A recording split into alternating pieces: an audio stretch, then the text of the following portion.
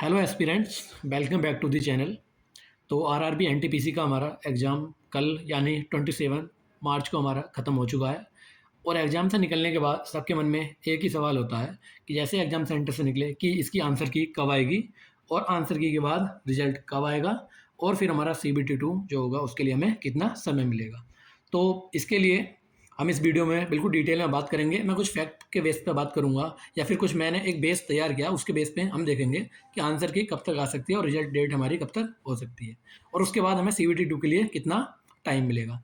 तो मैंने सारे पॉइंट्स इसमें कवर किए हैं कि आरआरबी एनटीपीसी 2026 हमारा एग्जाम ओवर हो चुका है। अब आगे क्या है ना, आंसर की डेट या आंसर की हमारी कब आएगी, उसके बाद रिजल्ट हमारा कब आएगा, फिर CBT 2 जो हमारा होगा उसके लिए कितने हमको या कितना समय हमें मिल सकता है। तो इसके लिए पहले मैं बात करूंगा कि आरआरबी का जो एनटीपीसी का या कोई भी आरआरबी का एग्जाम हुआ तो उसका पिछला ट्रेंड क्या रहा। तो उस ट्रेंड को हम पहले देखते हैं।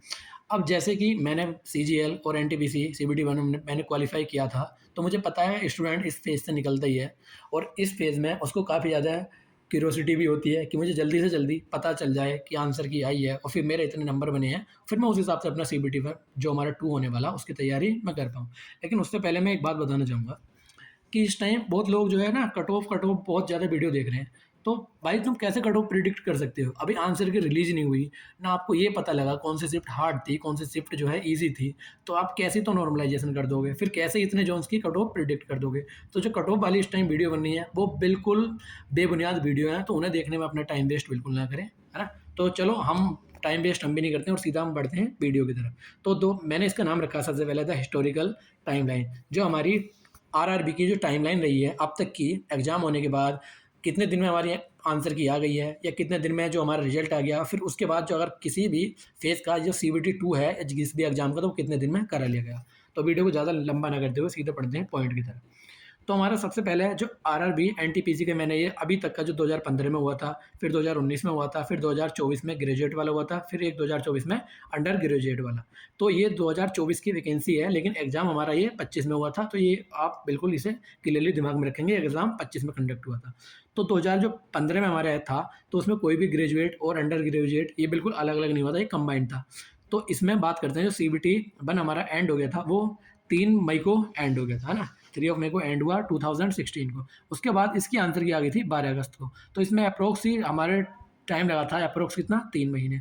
उसके बाद जो CBT 1 का रिजल्ट आया था वो आया था 7 तारीख को या 7 दिसंबर को। तो इसमें कितना टाइम लगा था, ये लगा था 4 महीने, है ना। और CBT 2 जो स्टार्ट हुआ था वो हुआ था हमारा 17 जनवरी को 2017। तो मोटा मोटा हम मान के चलें कि इसमें जो टाइम लगा था 40 दिन का, CBT 2 स्टार्ट होने में लगा था रिजल्ट आने के बाद।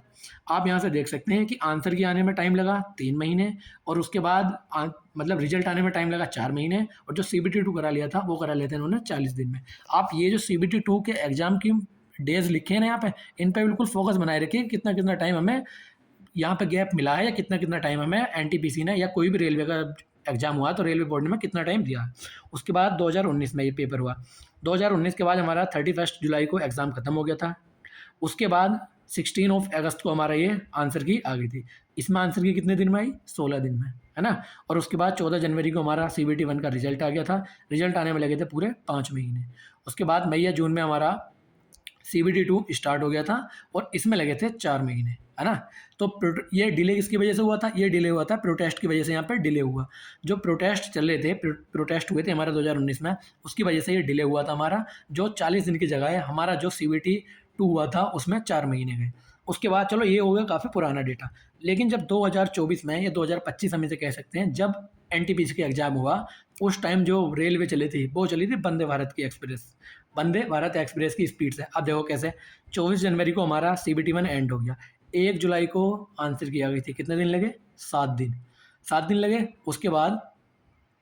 उसके बाद सितंबर हमारा 2025 को रिजल्ट आ गया था CBT 1 का। ये मैं ग्रेजुएशन के लिए बात कर रहा हूँ, जो ग्रेजुएट वाला हमारा एग्जाम हुआ था।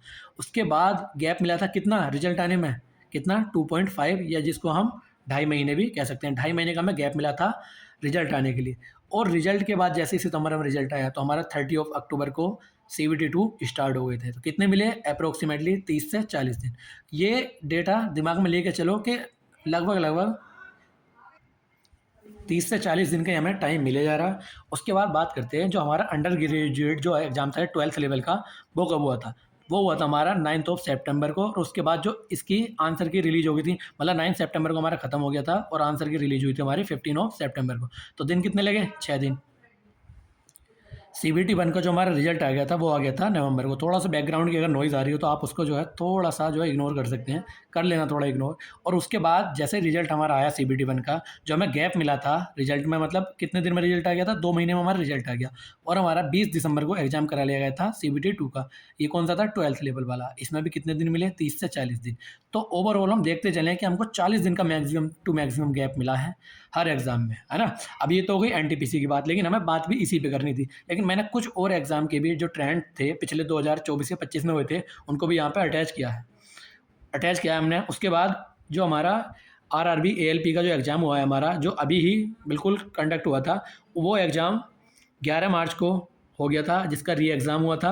और उसकी जो आंसर की आ गई हमारी, कितने दिन में आ गई? सिर्फ 9 दिन में। 9 दिन का गैप करने के बाद 20 मार्च को ये आंसर की आ गई थी, है ना। ये तो हो गया हमारा एएलपी का। एक और एग्ज़ाम मैंने लगाया है, ये टेक्नीशियन का एग्ज़ाम हुआ था। ये टेक्नीशियन का एग्ज़ाम 2024 वाला है। तो ये एग्ज़ाम जो स्टार्ट मतलब एंड हुआ था, ये हुआ था 30 दिसंबर को, और इसकी आंसर की आ गई थी हमारी 6 जनवरी को। 6 जनवरी, इसका मतलब 7 दिन का गैप हुआ। और जो आंसर की आने के लगभग 2.5 महीने बाद ही 19 मार्च को हमारा इसका रिजल्ट भी डिक्लेयर कर दिया गया था।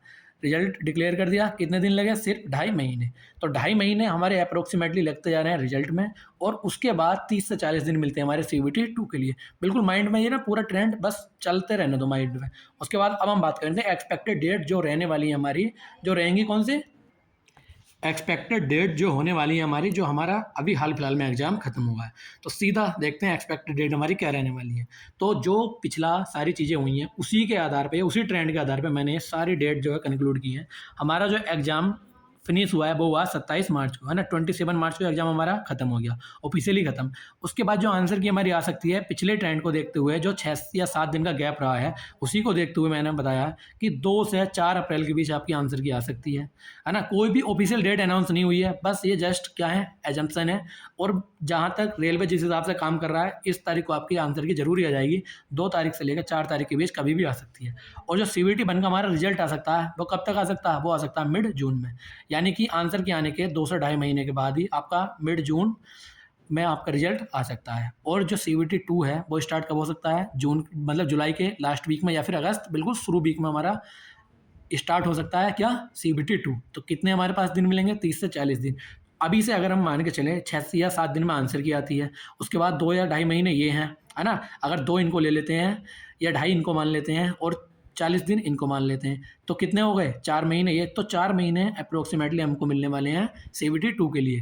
टोटल अब से लगाएंगे तो रिजल्ट के बाद तो आपको 30 से 40 दिन ही मिलेंगे, लेकिन अब से आपके मान के चल रहे हैं, अब से आपके पास 4 महीने पूरे हैं, यानी कि ये चल रहा हमारा क्या, मतलब जुलाई में आपका ये सीबीटी 2 हो सकता है। अब ये ना मान के चलें, जो मैंने फाइनल एडवाइस दी है कि अब सिलेक्ट, मतलब कहने का ये है कि अगर रिजल्ट का आप वेट करते रहोगे, है ना, कि अगर रिजल्ट का वेट करते रहोगे तो सिलेक्शन से बाहर की ओर ही जाते रहोगे। वो क्यों?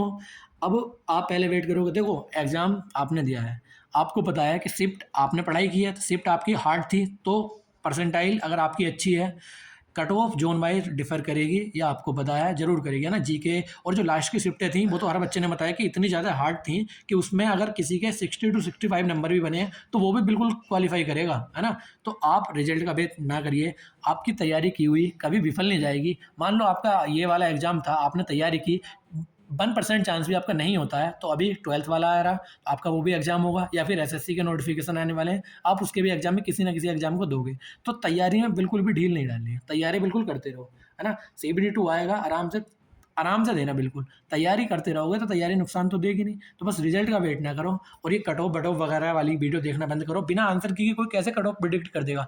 यूट्यूब पे वीडियो की भरमार है, कट ऑफ ये कट ऑफ वो, कैसे बता दोगे भाई कट ऑफ?